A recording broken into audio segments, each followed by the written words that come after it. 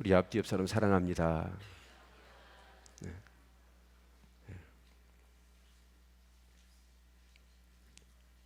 네. 5월은 그 계절의 여왕이라고 그러죠.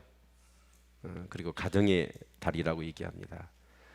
어린이날, 어버이날, 뭐 스승의 날, 우리가 사회생활을 하는 데 있어서의 가장 중요한 그런 관계에 대해서 돌아보는 그런 소중한 달인데, 5월 한 달 계속해서 이렇게 예배 때마다 가정에 대한 말씀들을 같이 이렇게 나누는 시간이 되어질 수 있기를 바랍니다.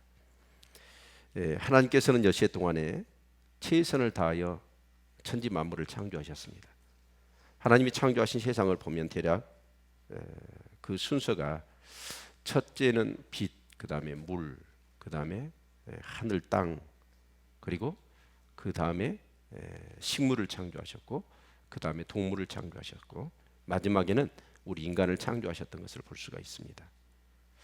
여기서 그 하나님 창조하신 그런 순서들을 우리가 보면 중요한 것을 우리가 생각해 볼 수가 있습니다. 하나님께서는 가장 중요한 것을 나중에 창조하셨다는 거예요. 그래서 모든 사람이 살 만한 여건들을 다 창조하신 다음에 마지막에 그 주인공인 사람을 창조하셨어요. 그리고 그것을 사람에게 주셨습니다. 그리고 다스리고 정복하도록, 그리고 생육하고 번성하고 충만하도록 하나님께서 모든 것을 창조하셨던 것을 볼 수가 있죠. 자, 그러면 우리가 사람을 가장 중요하기 때문에 사람을 창조하셨잖아요. 근데 남자를 먼저 창조하셨죠. 그리고 그 남자에서 갈비뼈를 뽑아서 여자를 창조하셨어요. 그러면 하나님이 창조하셨을 때 가장 중요한 것을 가장 나중에 창조하셨으니까 여자하고 남자 중에 누가 더 중요해요? 여자가 더 중요합니까? 근데 성경에 오늘 본문에 보니까 그 여자는 누구를 위해서 창조하셨다고요? 남자를 위하여 창조하셨다. 그럼 여자들은 여자가 중요하다, 남자는 남자가 중요하다. 그건 아니죠. 하나님께서는 이제 에덴 동산, 정말 가장 이상적인 곳이죠. 낙원이라고 하지 않습니까? 근데 그 낙원을, 에덴 동산을 창조하셔서 아담에게 주셨단 말이에요.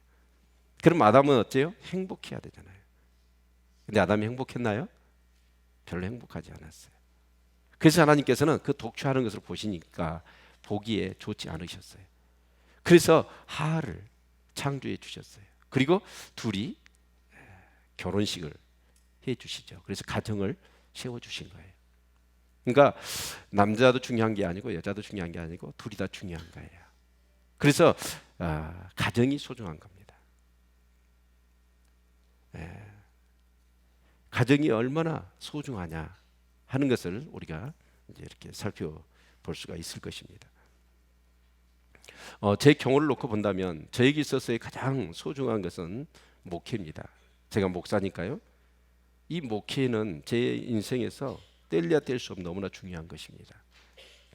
근데 저는 목회자일 뿐만 아니라 한 가정에서 아버지고 남편입니다. 그래서 저에게는 가정도 있고 또 이 목회라고 하는 교회도 있습니다.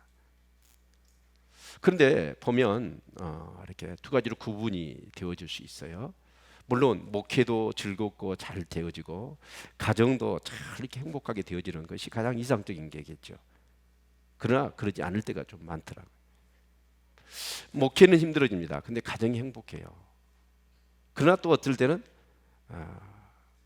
목회는 정말 잘 되는데 가정이 힘들어요. 그랬을 때 결국 제가 힘을 어디서 얻느냐 하는 거예요. 목회는 힘들어요. 근데 가정이 행복하면 거기서 얻어지는 힘으로 목회도 잘할 수 있습니다. 이겨낼 수 있습니다. 근데 목회는 잘 되어지는데 가정이 힘들잖아요. 그러면 가정이 힘드니까 거기서 뭔가 에너지를 얻어야 되는데 그렇지 못하니까 목회도 어려워지더라고요. 그런 면으로 볼 때 사실은 저에게 있어서 정말 중요한 건 가정입니다. 근데 대개 목회자들이 가정에 소홀한 부분이 많이 있습니다. 극단적인 예가 될지 모르겠지만 제 어머니가 이독하셔요. 성도가 이독합니다. 목회자인 저는 어디를 갈까요? 똑같은 시간에 둘이가 이독하다면 여러분이 볼 때는 저는 어디를 갈 것 같으세요? 그래요. 저는 성도를 이독한 어머니를 뒤로하고 성도를 찾아갈 것입니다. 이게 이제 목회자의 마음이죠. 근데 제가요 이렇게 목회를 하는 중에 이제 많은 목사님들을 보지 않습니까? 많은 목사님을 볼 때 어떤 목사님 물론 둘 다 잘하면 좋아요. 목회도 잘하고 가정에서 자식 농사도 잘 짓고 더 이상 부러울 게 없지요. 근데 사람들이 꼭 두 가지를 다 잘 되어지느냐? 그렇지 않을 때가 참 많이 있는 것 같아요. 자, 그런데 목회를 잘 하시는데 가정이 엉망인 목회자가 있는가 하면, 그래서 자식 농사를 너무 잘 못 지어요. 근데 목회는 좀 이렇게 잘하지는 못하지만 가정이 그렇게 행복하고 자식 농사를 잘 지은 목회자가 있단 말이에요.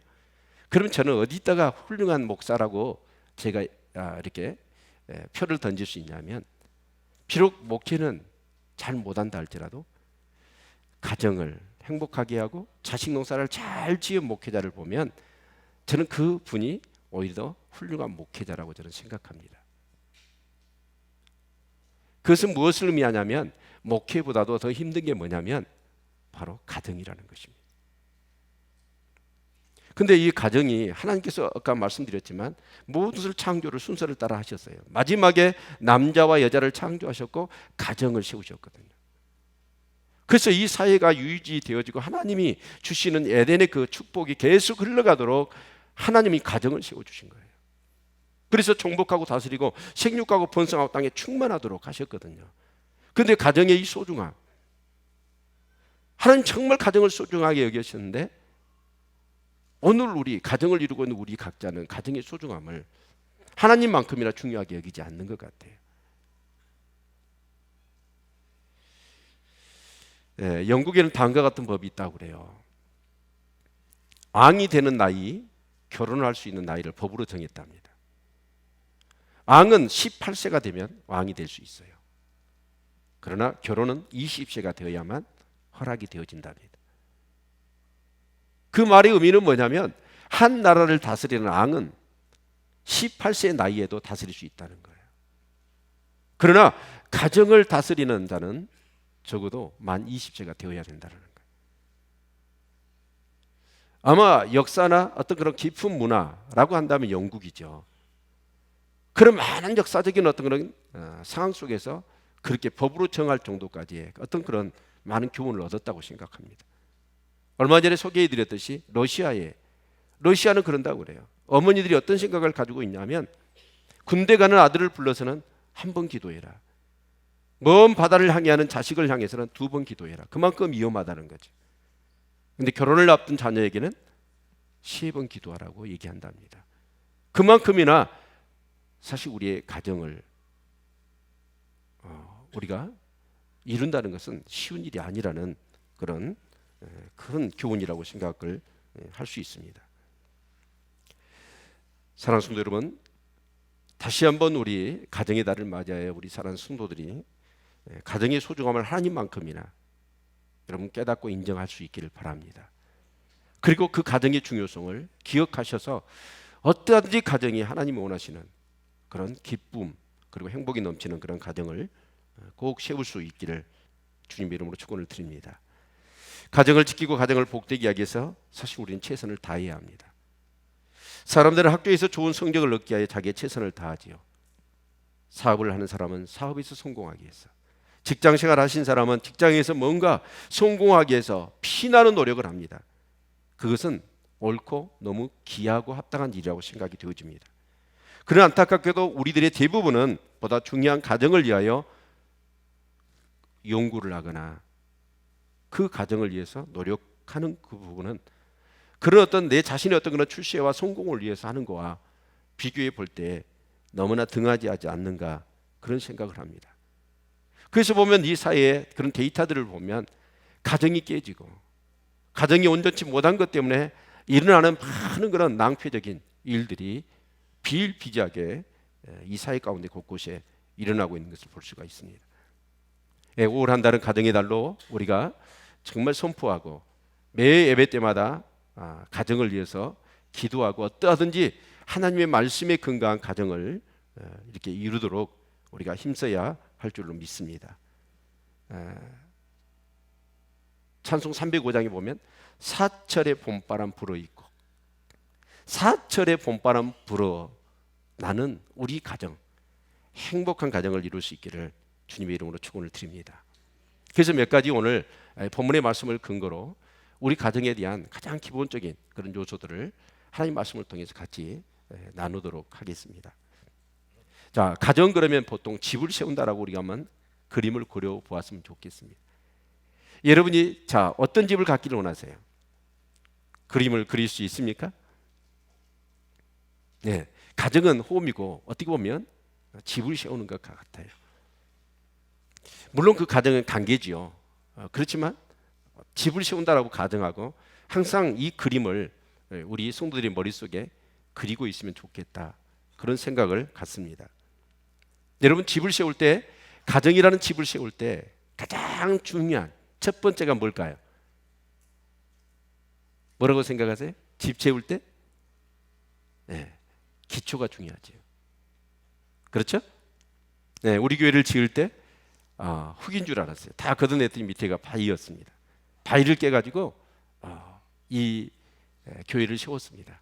근데 보니까 그렇게 바위에 교회를 세우는데 거기다가 이 밑으로 철근을 엮어가지고 쇠면을 갖다 붓더라고. 그렇게 기초를 튼튼하게 하는 것이죠. 그래서 그런 집을 뭐냐면 반석에 세운 집 그렇게 얘기합니다. 그래서 집을 세울 때는 기초가 튼튼해야 됩니다.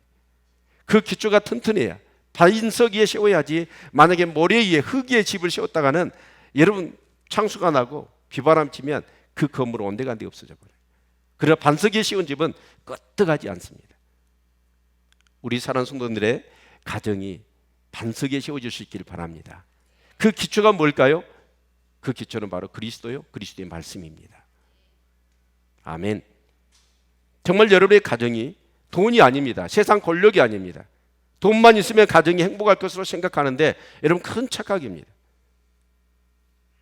절대로 우리의 가정은 그리스도와 그리스도의 말씀 위에 세워져야 할 것입니다. 아멘. 여러분 부부간에 여러분 만남은 어떻게 해서 이루어졌나요?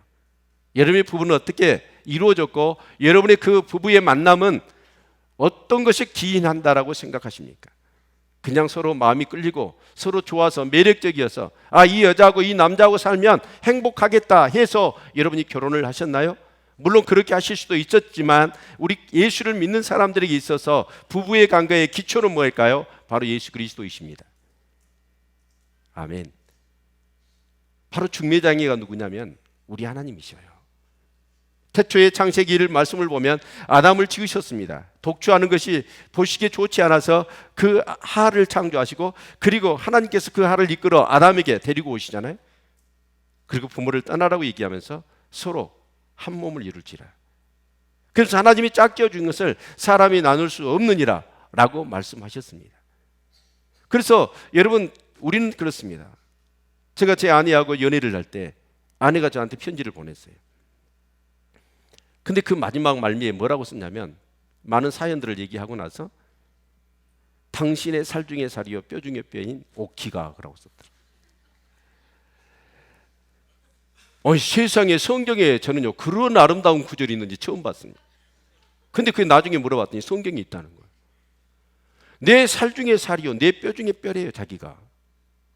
이야 이것처럼 아름다운 사랑의 고백은 없더라고. 그래서 한번 생각해 봤더니 정말 그러는 거예요. 성경적으로 얘기한다면 그 아담에게서 갈비뼈를 빼가지고 하를 창조하셨잖아요. 그래서 우리의 만남은 우연이 아닙니다. 하나님이 짝지어 주신 겁니다. 하나님이 짝지어 주신 우리의 부부의 만남은 세상이 아무리 힘들고 어렵고 한난과 이게 온다 할지라도 사람이 나눠서는 안 됩니다. 하나님이 짝지어 준 것 사람이 나눌 수 없습니다. 이것이 기초예요. 저는 그럴 겁니다. 제 아내하고 삶을 살아가는데 이기가 올 겁니다. 더 많은 이기와 한난과 역경이 올지 몰라요. 그런데 하나님이 짝지어 주셨기 때문에 그런 이기 때문에 우리 헤어지자 할 수 없습니다. 오히려 이기가 생기면 서로 힘이 될 것 같아요. 저는 이루가 되고, 더 오히려 이기가 오면 그 하나님이 쫙 쥐어주신 그 분명한 그런 믿음을 갖고 있다고 한다면 그 이기 앞에 부부는 더 하나가 되어지는 거예요. 이것이 바로 성경적인 가족이 있어서의 기초입니다. 우리 자녀도 어떤가요? 사랑의 씨앗입니까? 남자 여자가 결혼하니까 그냥 그렇게 해서 살다 보니까 자식이 생겼습니까? 아니에요. 우리는 성경적인 기초에 근거하여 이 아이가 내 몸을 통해서 낳지만 내 자녀에게 앞서 이 자녀는 누굽니까? 하나님의 자녀입니다. 하나님 나에게 맡겨주신 거예요. 그 생명은 소유가 아닙니다. 하나님이 나에게 맡겨주신, 그래서 그를 잘 하나님의 사람으로 양육하도록 나에게 맡겨주신 내 자녀이기에 앞서 먼저 하나님의 자녀라는 오랜 그런 믿음의 기초에 의해서 우리 자녀를 양육해야 할 줄로 믿습니다. 부부간에 이런 하나님의 중매자, 하나님이 쫙 주어졌다는 믿음이 없기 때문에 서로 성격 차이 때문에 힘든 것 때문에 서로 헤어지거든요. 부모와 자녀 간에도 어째요? 하나님이 나에게 맡겨주셨다라고 하는 이 생명에 대한 그런 성경적인 기초가 없기 때문에 내 마음대로 이 아이를 키우려고 하는 거예요. 그러다 보니까 가정이 깨지고 불화가 생기는 것입니다. 어떠하든 여러분, 우리의 가정의 기초는 그리스도여야 하고 그리스도의 말씀이어야 할 줄로 믿습니다. 아멘. 예. 그리고 이제 기초를 세우고 나서 봤더니 뭘 하냐면 기둥을 세우더라고. 집을 지을 때 보면 기둥을 세워요. 솔로몬 성전에 보면 기둥이 2개가 있습니다. 그게 야긴과 보아스라는 것입니다. 제가 이 교회를 지을 때 그 성경에 근거하여 여기 기둥 2개를 세웠습니다. 근데 그 인테리어 하신 분이 이 기둥을 반듯한 기둥으로 세우라고 그러더라고요. 그래야 돈이 적게 드니까. 근데 제가 고집해가지고 항아리 기도 좀 뭔가 특별하게 하고 싶어서 고집을 했어요. 막 투덜투덜 하더라고요. 기현이 항아리 기도 그 기둥으로 만들어 달라고 제가. 이 기둥이 뭐냐면 야긴과 보았습니다. 가정에 있어서의 2 기둥, 절대로 이 기둥 중에 하나라도 무너지면 안 되는 거예요. 그 기둥이 뭐냐면 사랑과 순종입니다. 교회도 마찬가지예요. 사랑과 순종입니다. 우리 가정도 사랑과 순종이라는 이 2 기둥이 있어야 합니다. 오늘 성경은 얘기합니다. 아내들이요, 뭐라고요? 자기 남편에게 복종하기를 주께 하듯 하라라고 말씀하고 있습니다. 그러면서 정말 남편이 아내의 머리됨, 그리스도께서 교회의 머리됨과 같으니 그가 친히 몸의 구주시라라고 하시면서 교회와 그리스도와의 관계 속에서의 어떤 그런 이 관계성을 바로 가정 안에서 남편과 아내의 관계로 설명하고 있는 것을 볼 수가 있습니다. 그러면서 28절 이유를 보면 이와 같이 남편들도 자기 아내 사랑하기를 제 몸같이 알지니 자기 아내를 사랑하는 자는 자기를 사랑하는 것이니라 라고 말씀하고 있습니다. 그러면서 32절에 보니까 이 비밀이 크도다 내가 그리스도와 교회에 대하여 말하노라 라고 말씀하고 있습니다. 여러분, 그리스도께서는 교회를 어떻게 사랑하셨나요?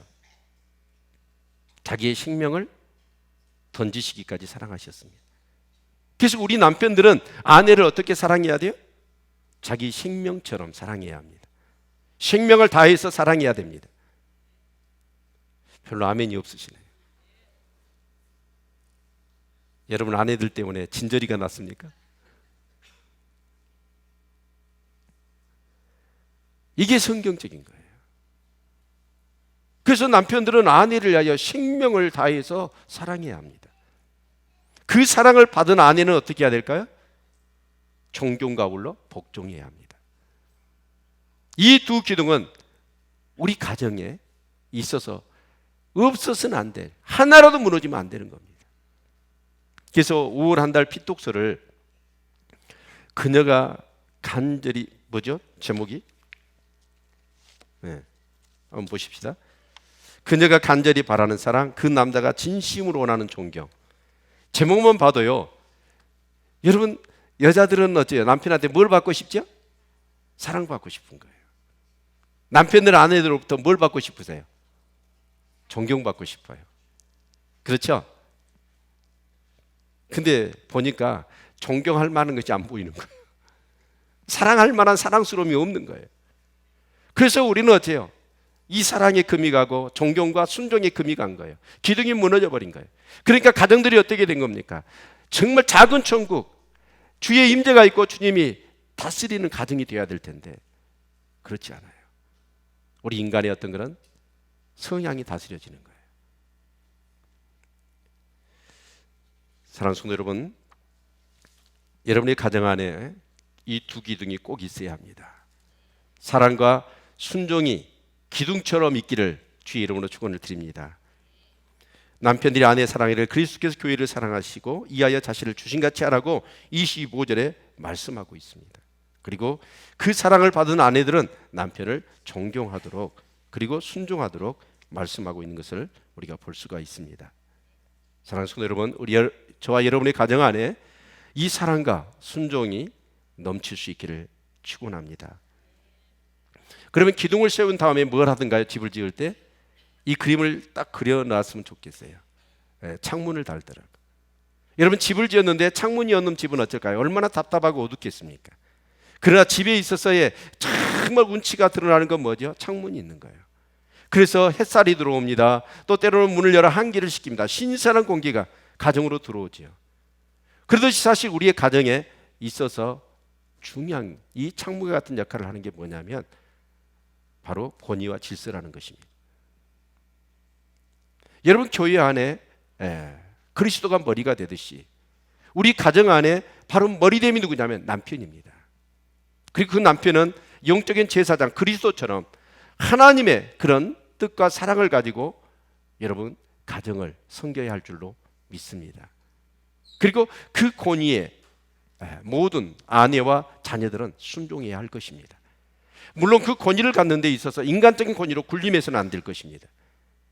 성경적인 근거에 의하여서 하나님의 사랑으로 그 가정을 다스려야 되겠죠. 하나님 주신 영적 권위를 가지고 제사장이 되어 그 가정을 섬겨야 할 줄로 믿습니다. 그리고 그 질서를 따라 여러분 가정이 지켜질 때 이 가정 안에는 그런 행복과 평안이 넘치게 되어질 줄로 믿습니다. 여러분, 사회, 가정뿐만 아니라 교회도 마찬가지고 나라도 마찬가지고 직장도 마찬가지입니다. 이런 권위 질서가 지켜지지 않으면 그 사회는 완전히 혼란한 사회가 되어지는 것이죠. 행복할 수가 없고 평안할 수가 없는 겁니다. 여러분, 가정 안에 이런 권위와 질서를 세울 수 있기를 주의 이름으로 축원을 드립니다. 무엇보다도 여러분 예수를 믿는 복된 가정 이루십시오. 그리고 그 그리스도와 교회 안에서 주고받은 사랑과 그런 또 순종의 그 관계 속에서 여러분 가정들이 세워질 수 있기를 주의 이름으로 축원을 드립니다. 무엇보다도 부부가 한 믿음이 되어야 합니다. 아직 교회를 온전히 다지지 못하시는 남편들이 있고 아내가 있다면 그리고 자녀들이 있다면 여러분 기도하셔야 돼요. 사실 부모를 따라 연합하라고 그랬거든요. 한 몸을 이루라고 그랬거든요. 그래서 몸이 하나고 여러분 마음이 하나고 믿음이 하나야 되고 비전이 하나야 됩니다. 부부는 이게 하나가 되어진 부부는 세상에서 저는 가장 행복하다고 생각합니다. 근데 오늘날 부부가 같이 살지만 몸이 하나가 아닌 부부들이 많아요. 우리 교회는 그렇습니다. 절대로 독방 쓰지 않기를 바랍니다. 독방이 아니라 뭐라고 그러지 그것보다? 각방. 독방은 감옥에 있는 거죠. 각방 쓰는 부부가 없어야 합니다. 저도요 때로는 목양실에 말씀을 준비하다 보면 사택이 5층까지 올라가기 힘드니까 그냥 자버리거든요. 근데 별로 좋은 건 아닌 것 같아요. 서로 편하게 잘라고 코 곤다고 그래가지고 각방 쓰고 그것도요 나중에는 좋지 않을 것 같아요. 우리는 어떻게든 이 가정은 하나님 말씀대로 가정은 움직여져야 합니다. 아멘. 전에는 서로 팔 베겨주고 잤어요. 저는 잠잘 때 보면 아내는 제 다리에 나는 아내 다리에 다리를 얹고 자면 그렇게 편하더라고. 근데 어느 순간부터 그런 것들이 멀어지더라고. 근데 여러분 절대로 부부가 하나를 이루는 데 힘쓰시기를 바랍니다. 근데 몸이 하나일 뿐만 아니라 마음도 하나여야 되거든요. 안타깝게도 오늘날 가정에 부부가 마음이 하나 되지 못하는 이미 마음이 떠나버린 가정들이 많아요. 여러분 어떠든지 마음이 하나여야 되고 믿음도 하나여야 합니다. 여러분 기도하십시오. 빛과 어둠이 같이 있을 수 없다고 그랬잖아요. 완전히 가치관이 달리는데요. 삶의 라이프 스타일이 다른데요. 사고방식 자체가 다른데 어떻게 그렇게 여러분 살 수 있겠습니까?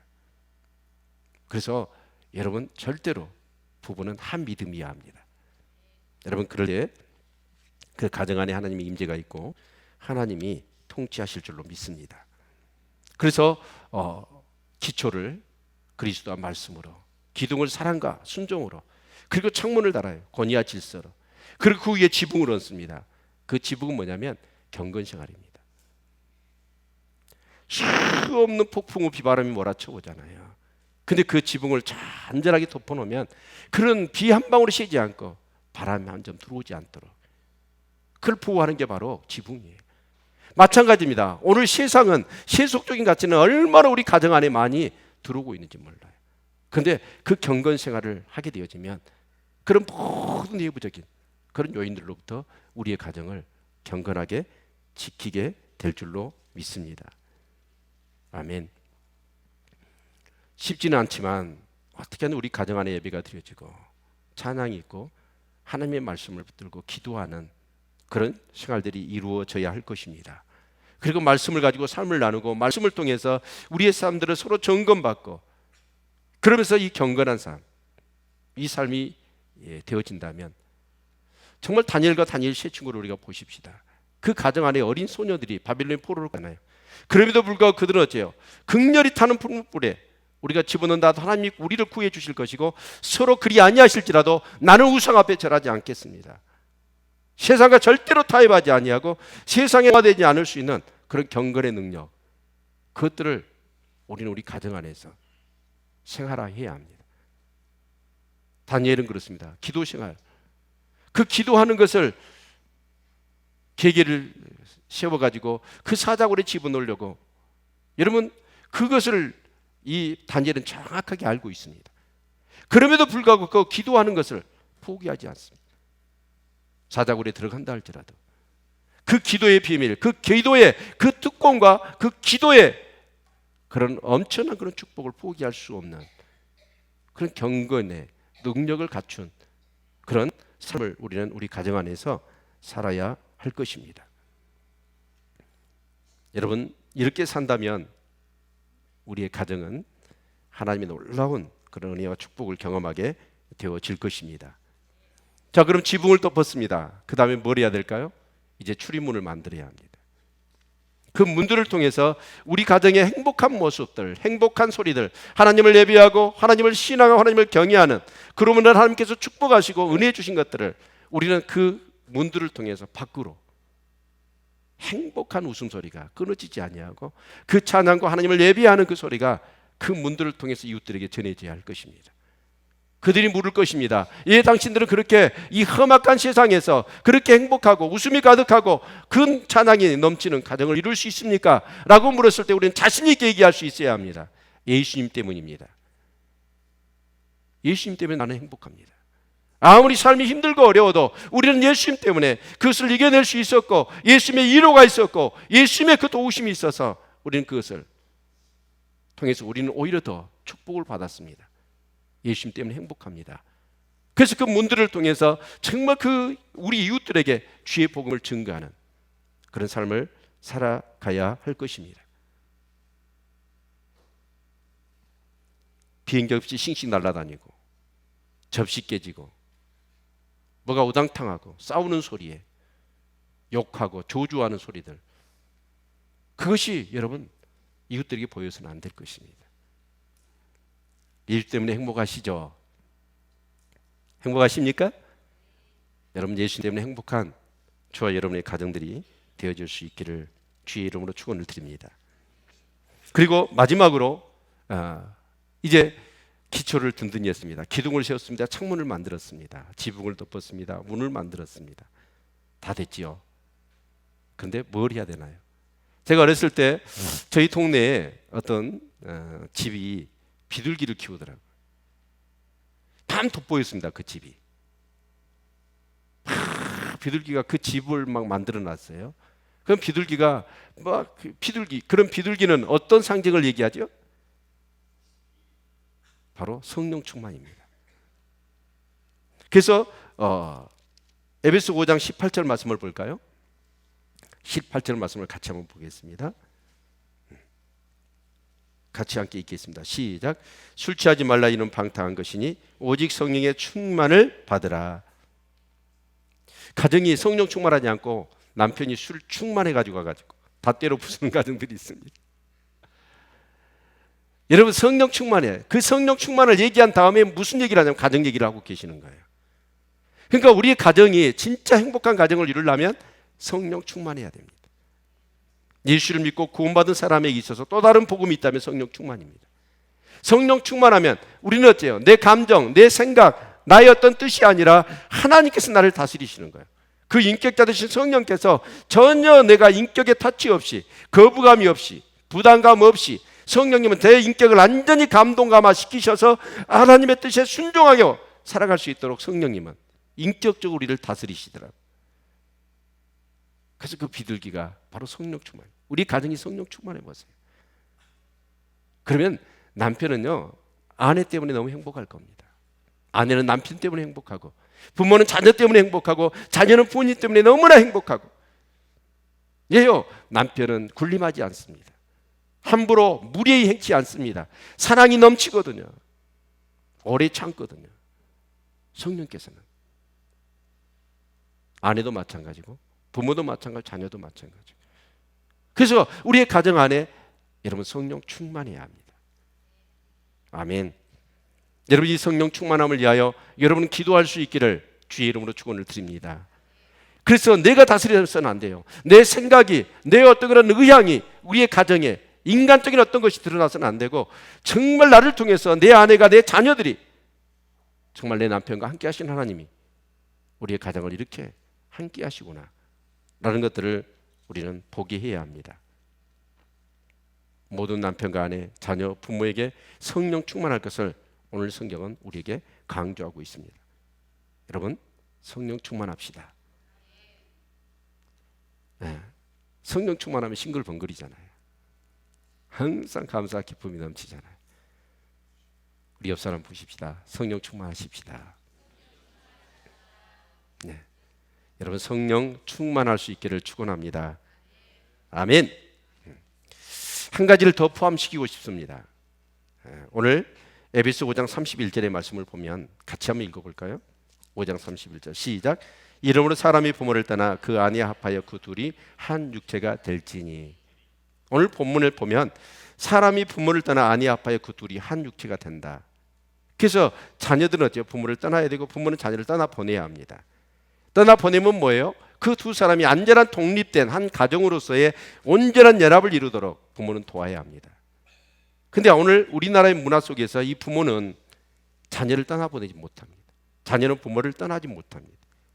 그래서 안전한 어떤 가정으로서의 어떤 독립적인 가정이 되어지지 못하고 여전히 부모의 어떤 그런 영향이 가정 안에 미침으로 인하여서 부부가 연합하고 하나 되어지는 일에 큰 그런 장애물이 되어지는 것이 사실입니다.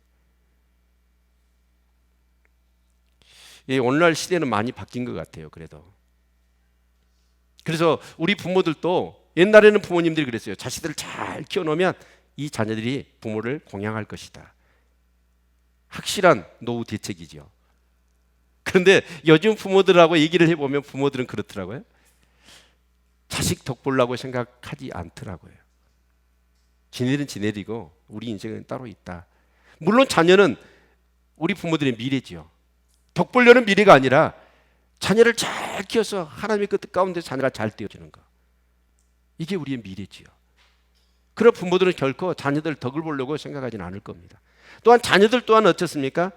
내가 이제 커서 잘 되어서 부모님 꼭 모셔야 되겠다. 이런 어떤 생각을 가지고 있는 자녀들 또한 그렇게 지금은 많지 않는 것 같습니다. 그러나 그런 것들을 떠나서도 부모와 자녀 간에 물론 공경하고 뭔가 존경하고 여러분 그런 부분들이 사랑하고 있어야 되겠지요. 그러나 우리는 정말 그 부부, 자녀의 부부가 행복하기를 위해서 부모는 떠나보내야 합니다. 아멘. 제가 그 혜수를 낳고 이렇게 한참 키우니까 아기 때 이제 첫 애이니까 얼마나 이뻐요. 고슴도치도 자기 자식은 이쁘다잖아요. 이뻤습니다. 근데 제 형님이 그 검찰에 있거든요. 지금 한 20 몇 년 지난 얘기입니다. 공소시효가 지났으니까 얘기하려합니다. 그 불법 비디오 테이프를 엄청나게 압수를 했어요. 그러면 공무원이 그 폐기 처분해야 되잖아요. 근데 좀 쓸만한 것을 가져다가 저한테 주더라고요. 그래서 비디오를 봤어요. 비디오를 보는 중에 어떤 비디오가 마음에 와 닿았냐면 신부와 아버지라고 하는 그 이제 원투로 나왔더라고요. 근데 오늘 제가 봤습니다. 이 아버지가 딸을 하나 키웠어요. 그래서 저기 미국에서 이제 유럽으로 유학을 보냈는데 어느 날 방학을 맞이해가지고 딸이 남자친구가 온대요. 그래서 그 남자친구하고 뭘 할 거냐면 결혼을 한대요. 그러니까 이 아버지가 갑자기 샘통이 생겼어요. 그래서 그 사이 될 놈을 보니까 도둑놈같이 생겼어요. 딸을 훔쳐가잖아요. 그래서 이 아버지가 깽판을 놓기 시작하는 장면들을 아주 코믹하게 다뤄놨습니다. 정말 그 둘이 헤어지도록 하기 위해서 막 아버지가 여러 가지 방법을 통해서 방해를 놓는 거예요. 근데 저도 이제 예수가 이렇게 결혼을 하면 시집간 날 얼마나 허전할까. 사실 결혼식에 가면 저는 주목하는 게 누구냐면 신부, 엄마, 아버지를 봐요. 특히 아버지를 보면 어떤 분은 아버지 눈에 눈물이 글썽글썽하더라고요. 떠나보낸다는 게 너무 힘든 거잖아요. 그래서 아내하고 그 비디오 테이프를 보고는 우리 예수 시집 보낸 날 둘이 꼭 이걸 봅시다. 그래가지고 지금도 그 테이프 있습니다. 근데 지금 고민이 뭐냐면 테이프는 있는데 비디오 기계가 되어버렸어요. 요즘은 그것을 어떻게 볼까 고민이에요. 근데 정말 자식을 떠나보낸다는 건 쉬운 일이 아닙니다. 그런데 여러분 떠나보내야 합니다.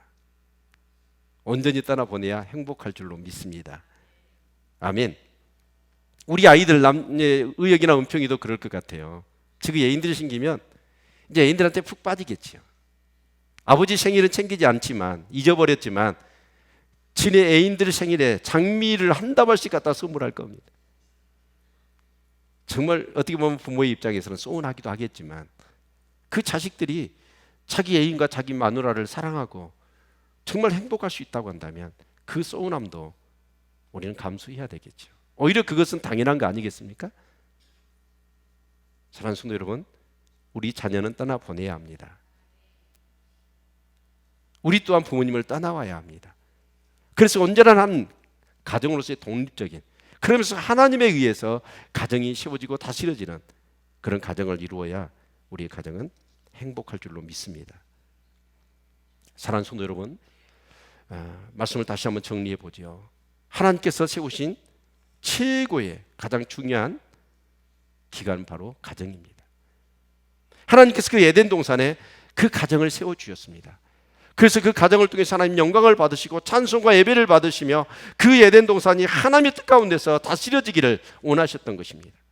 그런데 이 가정이 어떻습니까? 죄가 들어옵니다. 가정이 깨져버렸어요. 서로 핑계하고 책임을 전가하고 그러다가 살인을 하고, 하나님은 이런 가정을 그만두고 보실 수가 없었어요. 가장 하나님께서 세우신 이 모든 에덴 동산의 것들을 다스리고 하나님의 천국을 이루어가라고 가정을 세우셨는데 가정이 완전히 깨져버린 거예요. 그래서 하나님께서는 가정을 그대로 두실 수가 없었어요. 그래서 하나님께서는 무엇을 세우셨냐면 바로 교회를 세우신 것입니다. 교회를 세우셔서 그 깨어진 가정들, 상처와 아픔이 있는 그런 가정들을 치유하고 회복하기 위해서 하나님께서는 교회를 세우신 거예요. 교회는 그리스도와 교회의 관계처럼 그 그리스도를 통하여 그 교회가 그 하나님의 놀라운 사랑을 기억하고 그 사랑의 감동, 감화 받아서 그 주님을 그렇게 순종하고 따르듯이 그리스도와 교회의 비밀을 정말 체험한 사람들은 가정 안에서 교회와 그리스도의 그 관계처럼 그런 비밀을, 풍성한 그런 은혜와 사랑을 누리게 될 줄로 믿습니다. 그래서 이 교회 생활을 잘하면 뭐가 회복되어야 되냐면 우리의 가정이 회복되어야 합니다. 아멘. 가정이 마치 어떻게 되어야 하냐면 바로 하나님이 계시는 작은 천국들이 되어야 합니다. 더 이상 세상적인 것이, 어떤 인간적인 것이 군림하고 다스려지는 것이 아니라 오직 하나님께서 다스리시고 하나님이 원하시는 이 땅의 모든 것을 정복하고 다스리고, 그러면서 그 가운데 생육하고 번성하고 충만하여 행복해서 너무 기뻐서 하나님께 영광을 돌리는 그런 가정들이 되어야 된다는 것이죠. 사랑하는 성도 여러분, 이 교회는 가정을 치유하고 회복하는 곳입니다.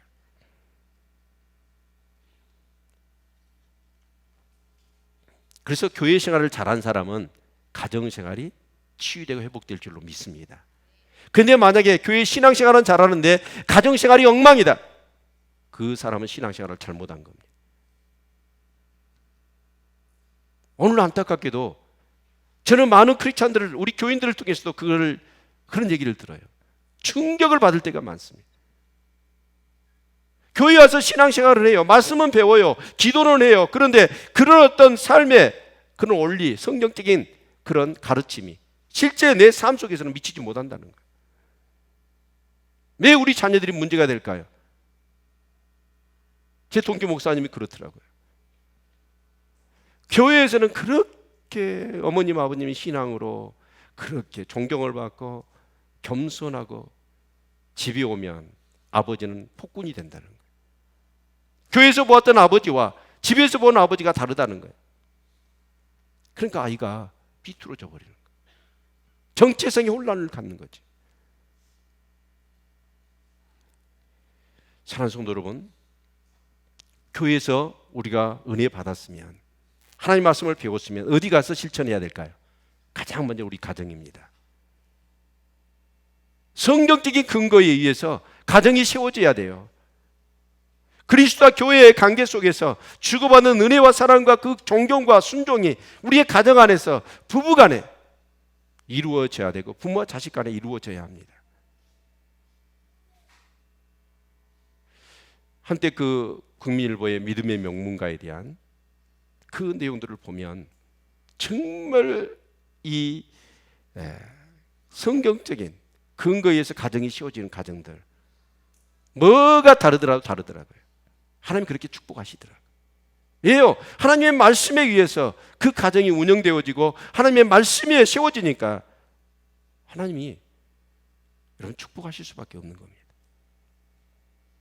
여러분 교회는 왜 있느냐?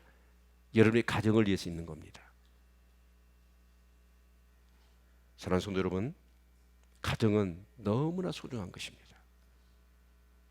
주님의 은혜와 사랑 때문에 여러분의 가정이 행복할 수 있기를 주님의 이름으로 축원을 드립니다. 우리의 기초는, 가정의 기초는 그리스도와 그리스도의 말씀이어야 합니다. 그의 기둥을 세워야 합니다. 순종과 사랑과 순종입니다. 그리고 창문을 달아야 되죠. 권위와 질서를 지켜야 합니다. 그리고 지붕을 세워야 되는데 그건 경건 생활입니다. 그리고 문을 달아야 합니다. 하나님의 사랑과 은혜가, 하나님 나라가 그 아름답고 행복한 것들이 여러분 그 문들을 통해서 이웃들에게 나누어져야 합니다. 그리고 마지막에 부모는 자녀를 떠나 보내야 되고, 자녀는 부모를 떠나와야 합니다. 여러분 그렇게 하나님의 말씀에 근거하여 우리의 가정이 세워진다면 우리의 가정 속에 하나님의 그 임재가 있을 거고, 그리고 정말 행복한 그런 천국 같은 가정을 이루게 될 줄로 믿습니다. 사랑하는 성도 여러분, 행복하십시오. 행복한 가정을 이루실 수 있기를 바랍니다. 이 시간 기도하는 시간 갖겠습니다.